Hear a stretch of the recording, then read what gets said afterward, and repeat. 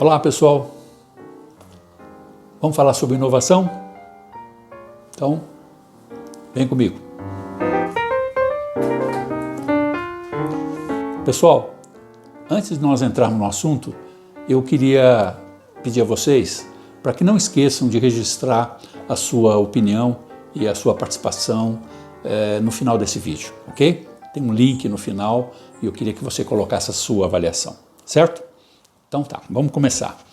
Eu terminei de ler esse livro aqui, chama-se Inovação, desse autor chamado Antônio Carlos Teixeira da Silva. Esse livro é um livro muito interessante, ele aborda a inovação trafegando sobre outras dimensões, né? Ele fala sobre a inovação, na verdade, ela passa por 3 dimensões. A primeira, que é a criação, também chamada de criatividade. A segunda é a invenção e a terceira, a inovação. Não é? Então, você tem a ideia, a primeira dimensão, que é a criação, né? Dimensão número 1, passa para a dimensão 2, na medida que você pega a ideia e transforma em prática ou materializa essa ideia.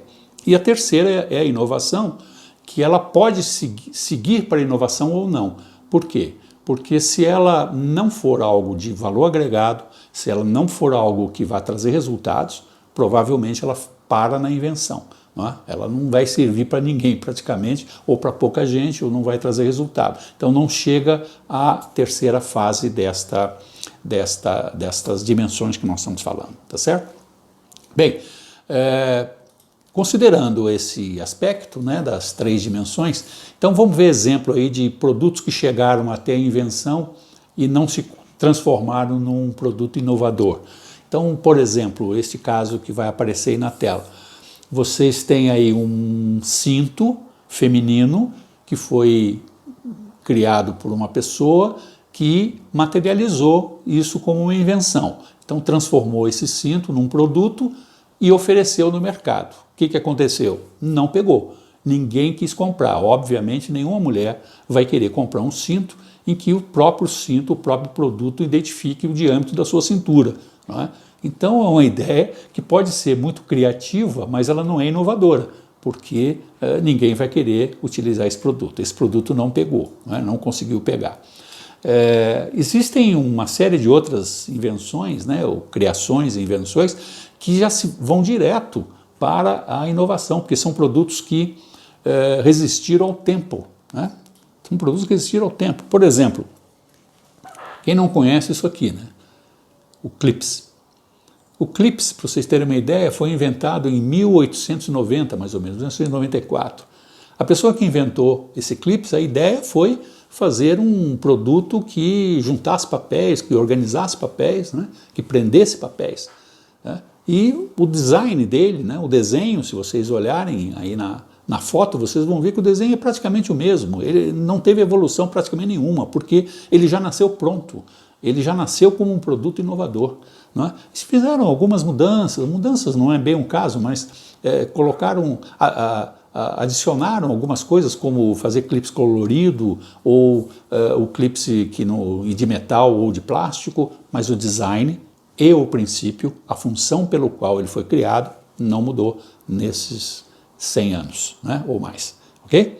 Então, esse é um exemplo muito interessante, inovador. Né? Nasceu inovador. Outro exemplo muito curioso, interessante também, é o exemplo do limpador de para-brisas, que os automóveis e os veículos, de um modo geral, usam. Né? O limpador de para-brisa foi um produto criado em 1903.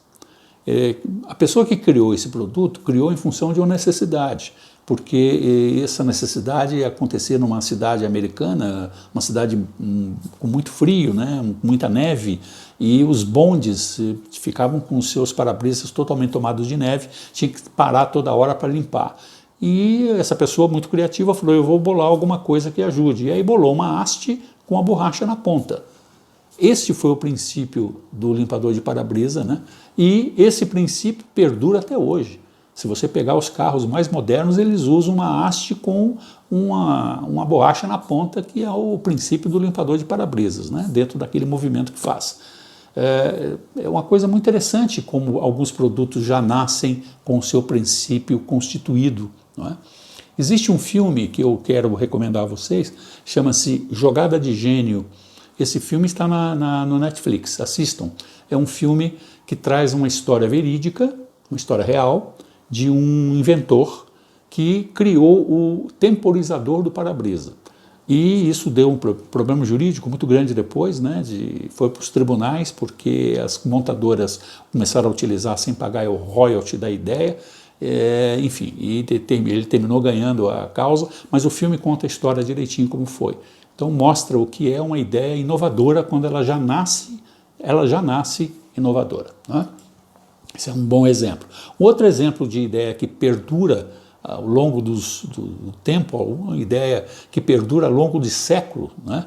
É a ideia do motor a combustão interna, o princípio do motor a combustão interna, né? Que foi desenvolvido por um alemão chamado Nikolaus Otto em 1876. Em 1876, esse alemão desenvolveu esse princípio que hoje é conhecido na física como princípio Otto.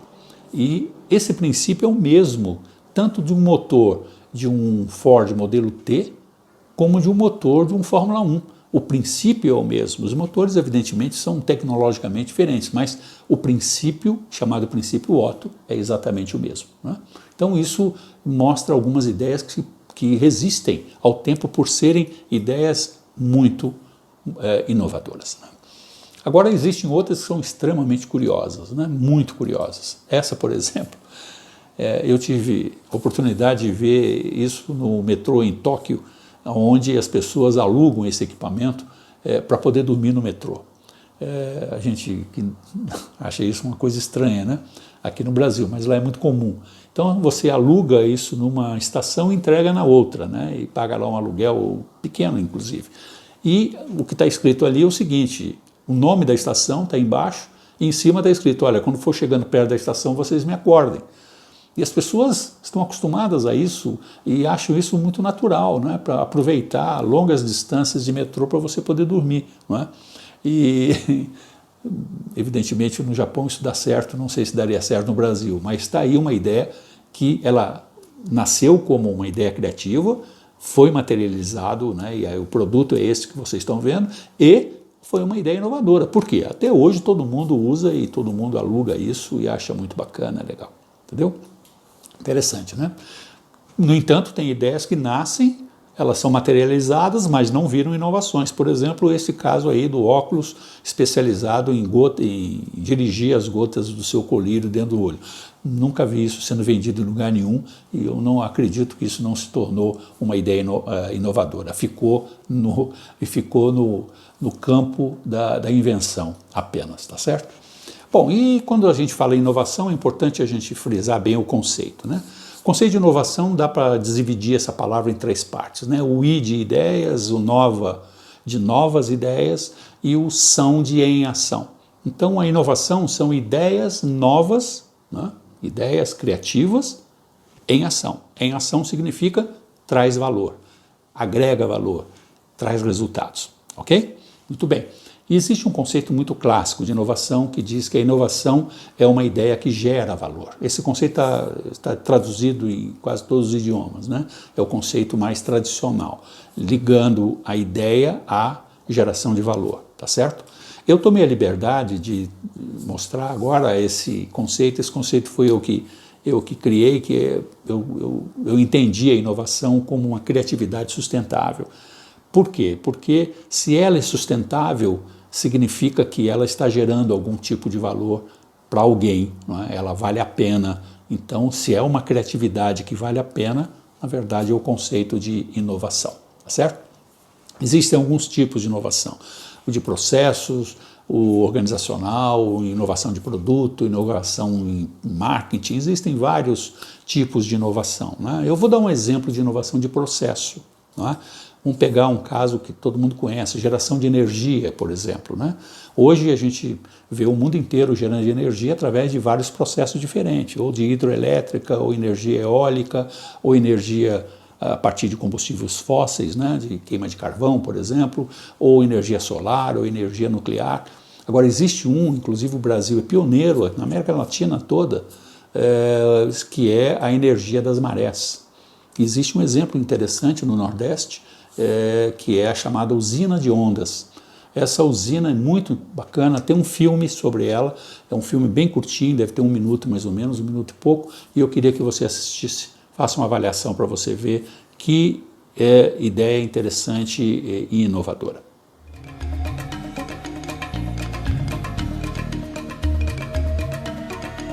Você vai conhecer agora a primeira usina de ondas da América Latina. Um projeto inovador, desenvolvido pela COP, com financiamento da Tractebel Energia e apoio do governo do estado do Ceará, que coloca o Brasil no seleto grupo de países com conhecimento para extrair energia elétrica das ondas do mar.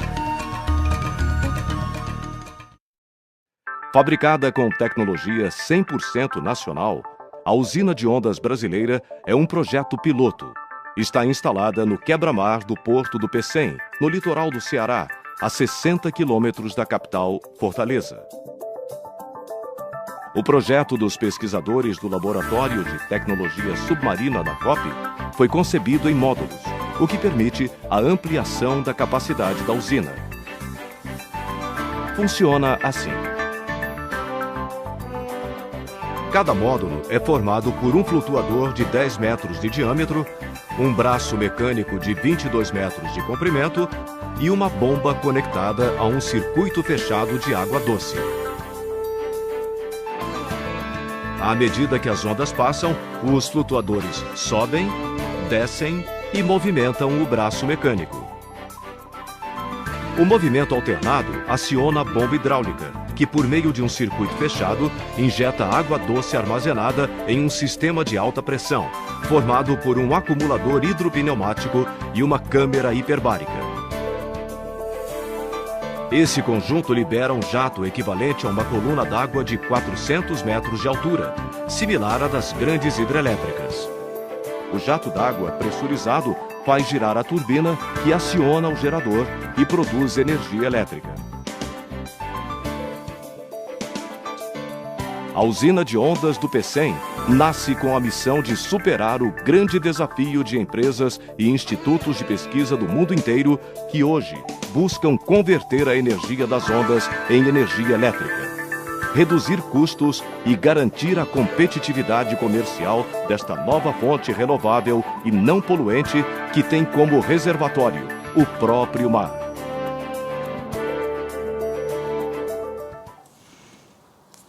E aí, assistiu, gostou? Bacana a ideia, né? Muito interessante. E essa ideia tem futuro, tenho absoluta certeza. Essa ideia é uma inovação sustentável, eu não tenho dúvida nenhuma, né? E existem outras ideias que são resultantes de falhas, isso é outra curiosidade.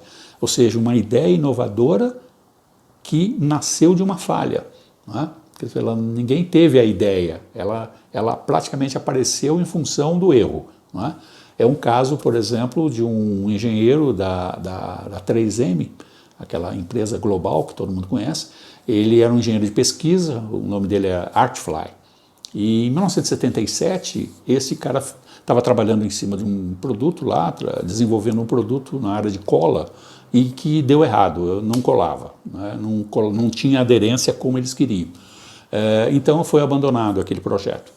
E na vida particular dele, o Artfly, ele era pastor de igreja, ele usava muito a Bíblia, e ele gostava de botar papel dentro das páginas para marcar as páginas, né? Para fazer as suas pregações. E era comum ele abrir a Bíblia e os papéis caíam e desmarcava as páginas. E aí ele teve a ideia de pegar aquela cola que não funcionou, que estavam descartadas, e passar nos papéis para os papéis colarem nas páginas, e depois ele descolava de novo com facilidade. Pois bem, o que nasceu dessa ideia, desse erro nesta cola? Nasceu um produto mundialmente conhecido chamado post-it. O post-it é um bloquinho de papel que não cola, né? Basicamente. Enfim, e aí completando esses conceitos, né, sobre inovação, existem dois grandes estilos de inovação. Um estilo chama-se evolucionário, que é o estilo da evolução, e o estilo revolucionário, também conhecido como disruptivo, né? A inovação disruptiva é uma inovação que mexe no princípio, ou seja, não é algo que evoluiu, é algo que muda o princípio, parte-se de outro princípio, geralmente trazendo resultados melhores em custo, resultados mais eficazes e de maior aceitação. No caso do evolucionário, do processo evolutivo, um dos mais emblemáticos que conhece é o caso do telefone, né? O telefone ainda é o mesmo produto desde a sua criação lá em 1870 e poucos, lá pelo Graham Bell. Ele criou o telefone, o processo de comunicação de duas ou mais pessoas, e é o mesmo processo até hoje, né? Só mudou a tecnologia, mas o telefone, o princípio do telefone é o mesmo, não é? Hoje a gente usa o relógio até para usar como telefone, não é? Mas o princípio continua o mesmo, porém é um produto que evoluiu muito, então ele é evolucionário. Agora existem produtos revolucionários, por exemplo, que é o que muda o princípio, né? Por exemplo, nós assistíamos filmes, nós todos assistíamos filmes através de locação de vídeos em locadoras, não é? Onde a gente tinha que ter uma mídia, que era o DVD, e tinha que ter um aparelho em casa para colocar o DVD para poder assistir filme. Aí essa ideia ela foi evoluindo, os DVDs foram ficando cada vez mais precisos, com melhor qualidade, os aparelhos com mais nitidez, precisão. Entretanto, veio uma ideia revolucionária, ou seja, partiu de outro princípio. Não tinha mais mídia, não tinha mais DVD, não tinha aparelho, não tinha nada. Era um aplicativo, né? Todos conhecem aí, por exemplo, a Netflix, em que você não precisa mais nada disso, você usa, ou melhor, você assiste filmes através de outro princípio.